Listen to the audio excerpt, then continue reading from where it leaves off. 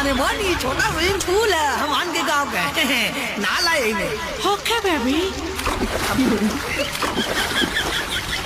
और ये कितनी गोबर है टंगरिया दे एकदम दूधे मती चमकत है। सही कहत हवेरी। हाँ करे सारे कब्बो कोनो लड़की के नहात ना देख ले हवे का रे आए न एक काका लेकिन इतना उघार ना। अरे सारे आई हो नानी का देखा खूब उघार उघार के नहात है हाई ढक के ना नहा सकत हूँ। आओ ना बेबी साथ में नहाते हैं। अरे का इज्जतिया बोरत हूँ ये नानी गाँव भर का देखा तो कुल का कहिया देखने दो बेबी। I don't care.